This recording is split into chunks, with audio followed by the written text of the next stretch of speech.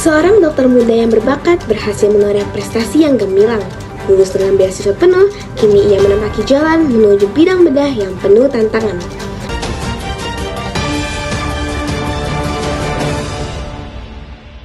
Selamat datang di Berita Refire hari ini. Kembali lagi bersama saya Pak Vita yang akan menemani Anda dengan informasi yang menarik dan juga inspiratif. Kisah hari ini datang dari seorang dokter muda yang berhasil lulus dari pendidikan kedokteran dengan beasiswa dan sudah menepati bidang bedah. Untuk informasi lebih lanjut, mari kita simak laporan dari rekan kami di lapangan. Silakan dilihat. Terima kasih presenter.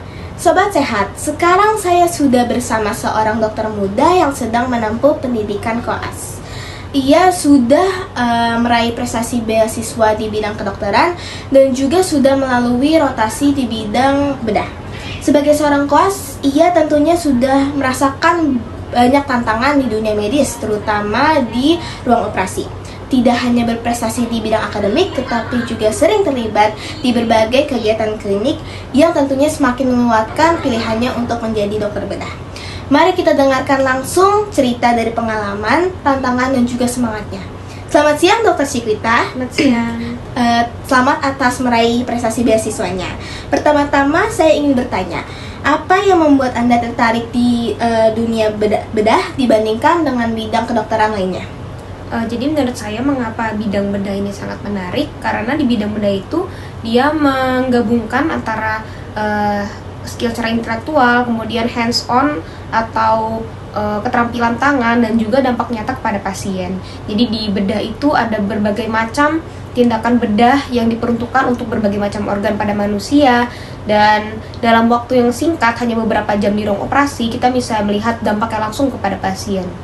Oh, berarti setelah melalui banyak bidang kedokteran, memang di bidang bedah ini banyak hal dan keterampilan yang membuat dokter tertarik ya. Oke, selanjutnya, apakah dokter pernah bertemu dengan pasien-pasien yang tidak ingin melakukan pembedahan? Jadi saya pernah beberapa kali menemui pasien yang memang menolak untuk melakukan pembedahan meskipun sudah disarankan oleh dokter bedah.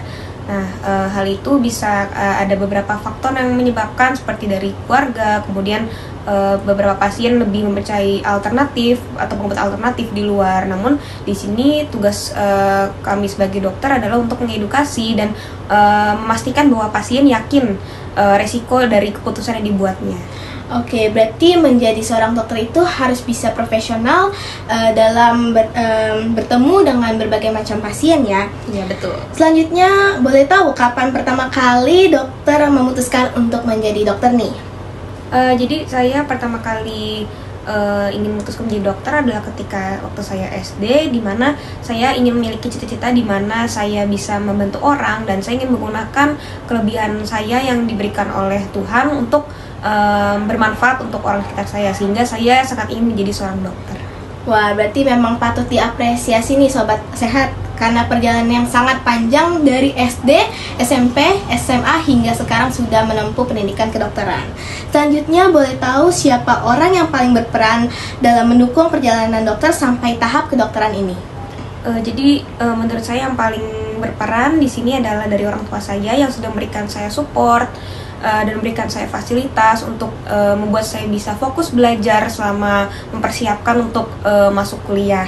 Nah, tidak lupa juga untuk teman-teman di lingkungan saya yang sangat suportif, karena menurut saya untuk belajar mencapai cita-cita itu juga ada peran besar dari lingkungan dan support system dari teman-teman di sekitar kita. Jika misalkan teman kita memiliki ambisi yang sama, akan terbantu. Namun jika misalkan orang-orang di sekitar kita justru ingin membuat kita tidak maju atau justru menghalangi kita, itu juga bisa berdampak dengan usaha yang sedang dilakukan.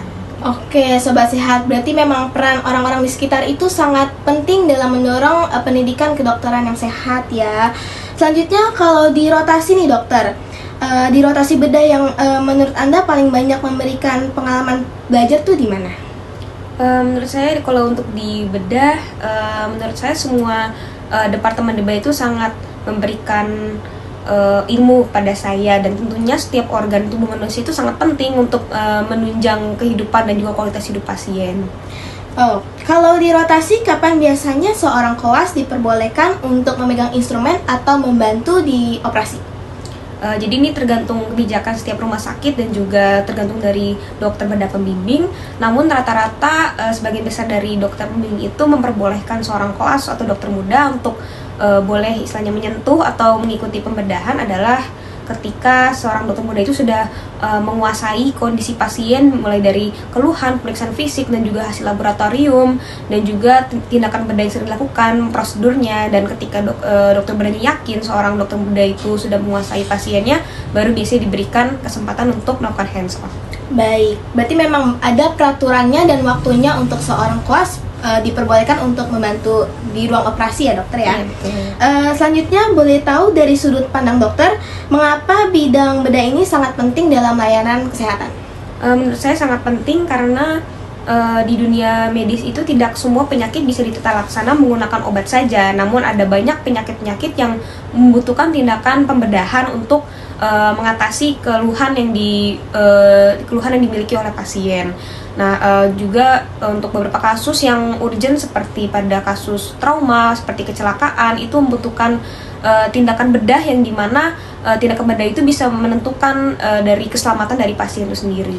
Baik, berarti bukan untuk hanya para dokter saja, tetapi penting untuk masyarakat di luar sana mengetahui seberapa pentingnya bidang bedah ini di layanan kesehatan ya, untuk mengetahui hal-hal dasarnya nih. Terakhir, boleh diceritakan bagaimana perjalanan dokter sampai akhirnya bisa meraih beasiswa yang mendukung impian menjadi dokter?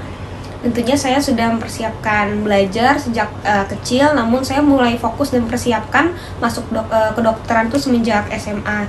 Jadi saya sejak kelas 1 SMA saya sudah belajar dengan giat, mempersiapkan nilai rapor saya dan juga mengikuti bimbingan belajar sebisa kemampuan saya untuk bisa masuk kedokteran, karena saya tahu untuk masuk kedokteran itu butuh nilai yang best of the best, sehingga saya sudah memprepare dan bertekad untuk melakukan usaha untuk mencapai cita-cita saya.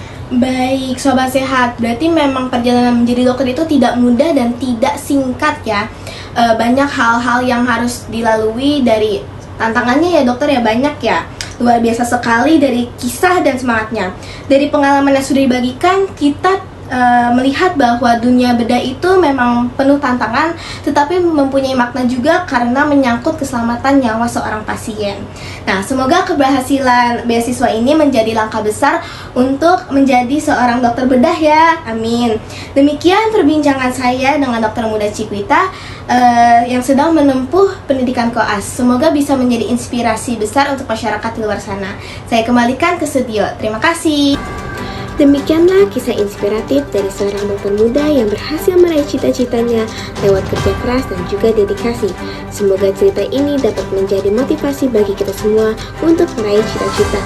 Saya Pakuta, pamit undur diri. Terima kasih atas perhatian Anda, dan sampai jumpa di berita Refair berikutnya.